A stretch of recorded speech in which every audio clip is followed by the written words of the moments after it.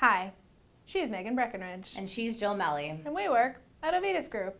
Avitus Group provides full-service back-office solutions such as accounting, payroll, recruitment, and IT to help simplify, strengthen, and grow your business. In this video, we are going to talk about interviewing and hiring. First, let's talk about avoiding discrimination. This would never be a problem if everyone would just hire the best candidate for the job. And on that note, if you do not have a candidate that you consider best, then don't hire. It is easy to say that. You still have work that needs to be done, but in the long run, you're better off to get the right person and not just fill a slot with a warm body. The law prohibits discrimination in hiring and other employment decisions based on protected characteristics including race, color, national origin, citizenship, ancestry, religion, gender, pregnancy, sexual orientation, disability, age, military service, and marital status. To sum up discrimination, you can't make decisions in the screening, interviewing, consideration, or selection process based on these characteristics. That said, the two most common pre-hire areas for discrimination lawsuits are for age and gender. Post-hire, the three most common areas for lawsuits are age, gender, and disability. Here's a tip: remind any employees that may have contact with a prospective candidate to limit their conversation. For example, a candidate once entered a location of a very large company for an interview. While waiting, the receptionist, just trying to be friendly, asked if they were married, had any children, where they went to church, and what their husband does, which is a double whammy in today's environment. Don't forget to ask the same questions of all applicants. This is crucial. You may want to sit down with your human resource expert to help you develop your questions that you will ask each applicant.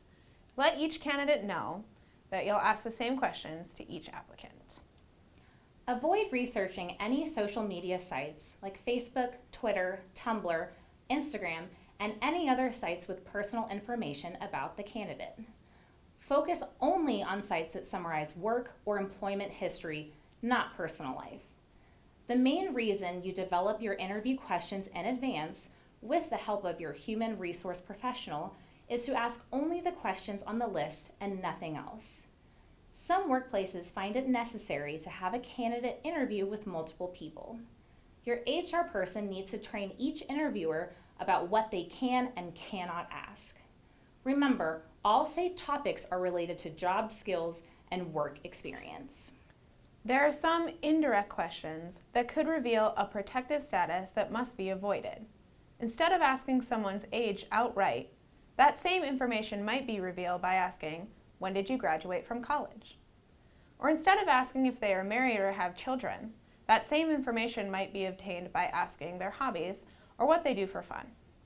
Warning: there are professional interviewers and applicants, and they will often try to unload their protected status situation onto you so they can claim that this is the reason for not hiring them. If a candidate begins revealing information regarding a protective category during the interview, steer the conversation back to the job-related issues. This is where your prepared list of questions really comes in handy, by moving them back on track with your next question. Let's talk a little about background checks. Background checks can be very useful, but you must comply with federal, Fair Credit Reporting Act, state, and in some cases, local laws. Don't forget to use a reputable vendor, and whatever you find must truly be job-related if you rely on the background check to make your hiring decision. What about onboarding? Okay, so you've made your decision and you're ready to hire your candidate. New employee paperwork is very important and must be done correctly. We suggest that you establish and consistently follow an onboarding checklist. If you do not hire new employees on a regular basis, this checklist is even more important to prevent something getting skipped. The checklist should confirm that all documents have been signed, especially offer letters and handbook acknowledgments. An orientation process can be very helpful and really improve retention. A first one-on-one meeting is a really good idea. It gives you an opportunity to discuss the history of the company and the short and long-term goals, a look at the company structure, and where they will fit in, and see if they have any questions. An initial tour without introductions can be very helpful to show where the restrooms are, the break rooms, coffee service, parking, etc. If you are a large organization, make formal introductions to their immediate teammates right away. A day or two later, a formal introduction to the coworkers is in order. A gradual entrance instead of a whirlwind tour is much more effective. Some companies use a buddy system up front in which coworkers are assigned to be their go-to person when they have questions. The first few days are important for a new employee to know that they made a good decision, and if you can control how that impression is made, you will find that your retention will improve, the new employee becomes productive faster, and a formal process gives them confidence that they have joined a highly professional organization.